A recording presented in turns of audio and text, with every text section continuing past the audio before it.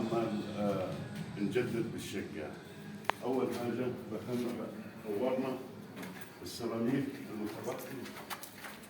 المتبقي بالحيطان. هاي الحيطان كاملة نزلنا السيراميك وطلعنا الطوب، وبدأنا أول مرحلة قبل السيراميك مددنا كهرباء. هاي الكهرباء الرئيسية للحمام جاهزة يعني مرحلة الكهرباء اليوم خلصناها من فضل الله، فجاهزة للسيراميك. هاي الحمامات هاي هنا طلعنا خطوط رئيسية جديدة، لغينا كل شيء قديم وخطوط جديدة من علبة المفاتيح توزيع للحمامات والمطبخ. هذا الحمام جهز الحمد لله. هذا المطبخ هاي كمان كهرباء المطبخ. نبدأ من هنا المفتاح تبع الدخول الإنارة. تمام. جهزنا هذا الحوض حيجي بعد السيراميك 90 سم. نحن عملنا مفاتيح فوق الحوض بعيد عن المي في سبيل انه اي حاجه كهربائيه فوق الحوض مخدمه. هي دائره كامل. تمام. هنا عندنا الحوض عملنا علبه مفاتيح، يعني محل باريزه وغساله الاوتوماتيك، وهي للغساله، وفرد مره كمان تصير للفلتر الميه. واحتياطا وغسالة اطباق كمان دخلنا واحدة تحت الحوض. تمام. غسالة اوتوماتيك، غسالة اطباق، اي حاجة نحن مخدمينها جاهزة. هنا الحوض نبعد المية عن الكهرباء، هاي الجهة لانه هنا الحوض راح يركب. نرجع هنا السخان، مكان السخان اهو حطينا له باريزة احتياط، ربما يركبوا كهرباء، واذا حطوا غاز ما راح تأثر شيء احتياط. لكل شباك في الحمامات والمطابخ لازم يكون في علبة للديسبراتور الشفاط عشان طرد البخار، طرد أي رائحة بالمطبخ. طرد. هذا احتياطا. كمان هنا في عندنا حيركب البوتاجاز. هاي البوتاجاز جاهزة. بالنسبة للمنطقة هنا حيكون فيها الثلاجة من عند العمود. هاي باريزة الثلاجة. فتحة الباب حتيجي على عرض 70 سم لحد هنا تقفل عليها. هذا المطبخ. بالنسبة للحمام الثاني كمان نفس العملية.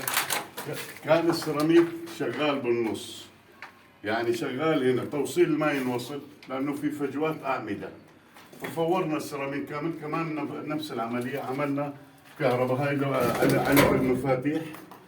بالنسبة للدخول الحمام تشغيل الإطفاء عملنا علبة ثانية هنا غسالة مع المية. غسالة تنحط هنا حوضين أي حاجة يعني احتياطية. هذا مفاتيح برايز عشان حوض الوش مع إنارته فوق المراية.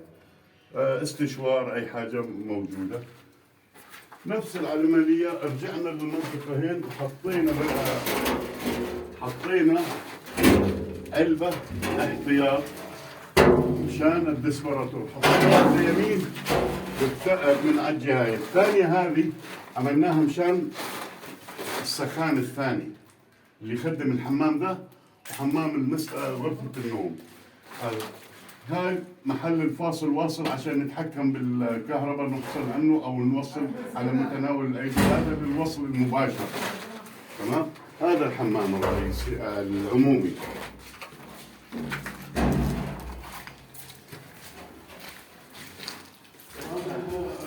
جبنا الحاجات اللي تنزلنا اسمنت كذا للعمال في شغل بدائي، عدة كهرباء، كله جاهز. والحمد لله اليوم انجزنا وخلصنا الكهرباء. هذا الحمام الثاني. طبعا نسيت اقول لكم بالحمام العمومي في عندنا باليو خارجي مع جيلاتين خارجي يجي يركب بعد السيراميك. الحمام الكبير ذاك 170 سم، هذا المساحة أقل من 170 سم، حيكون 150 سم خارجي كمان. بالنسبة كمان نفس العملية. هاي عندنا مفتاح الدخول، وعندنا هنا محل الشفاط ديسبراتور للشباك. هذا فاصل واصل مع فيشة. هنا محل المراية لأنه حاطين الحوض بالزاوية هنا. السباك اللي مؤسسين سباكة العمارة حاطين الحوض هنا. وهي محل القاعدة. طبعا هنا الحمامات تقل كهربتها عن بعض عن المطبخ. الحمام للحاجات الضرورية فقط. بالنسبة للأمور الصالة، أمور الصالة احنا حنفور الصالة كاملة.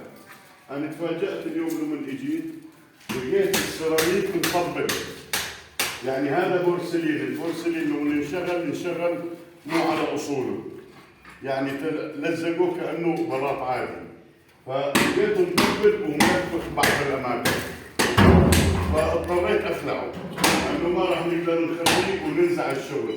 ولقيت في رطوبة عندي في الصالة هنا في المنطقة هاي، في رطوبة مي في الرمل تحت السيراميك.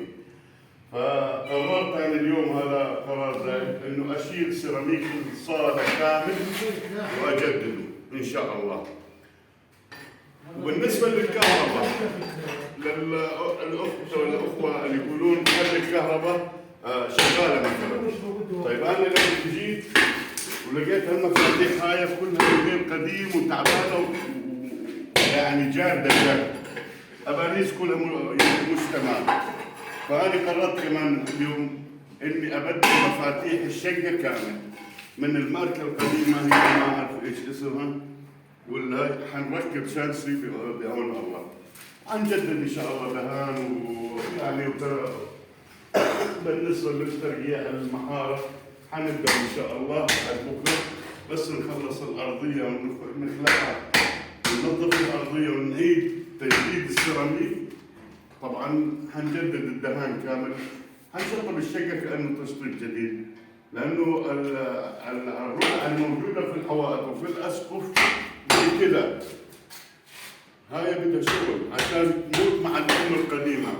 لازم تتجدد الحائط كامل، ينسحب عشان يطلع روح جديد كأنه مشتغل شقة جديدة.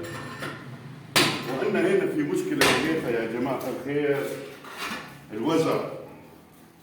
بس هات الكاميرا شوي. الوزر اللي بيشتغل البلاط والوزر الله ما أعرف يقولوا، جاي اخذين هم بالاساس عاملين سكينتين او 3 معجونه في الحائط قبل ما يبلشون بالسيراميك، فاخذين المعجونه من الارض وهم طالعين، فهاي الاغلاط. فاجى لما ركب البلاط والوزر، طلع تحت الوزر في معجونه اهي. هات الكاميرا، هاي معجونه، والمعجونه والدهان يفصل بين الاسمنت المحاره واسمنت الوزره. فهم جايين منقلين تنقيل على اساس انه يمسك الاسمنت مع اسمنت الوزر مع اسمنت المحاره تنقير، وهو في عندك طبقه فاصله. هاي اللي نسولف عنه، اي واحد يجي يقول انه يركب، المهم يركب ويلزق. عندنا الوزر كله قابع، كله بصوا علي انت بس جهز الكاميرا. وقعت الوزر، بصوا هذا الوزر الاسمنت فيه، هاي مكانها. يقولوا هذا قاعد اشيل لكم اني معجونه بالحائط، فهاي هي تفصل مع الاسمنت، تفصل كله فاصل. فهي على كل حال حنجدد ان شاء الله بلاط الصاله كامل، والصاله الصغيره والطرقه مع المطبخ والحمامات الثلاث، حوائط وارضيه. والله المستعان. حنجدد الكهرباء الخارجيه والمفاتيح، حنركب بلوبات بالسقوف. يعني الشقه هذه لما يجي واحد يقول بدي انا اشطب حمامات ومطابخ، لا بدك تكمل. كملنا اضطرينا نشيل البلاط. اهو هذا البلاط، هذا البلاط، بص هذا البلاط بإيدي قاعد أشيله، بإيدي قاعد أفصل. فأنا ضميري ما خلاني أسيبه، وكشكل خارجي جيد ولكن كمضمون سيء جدا، وحخلعه كله. والله المستعان.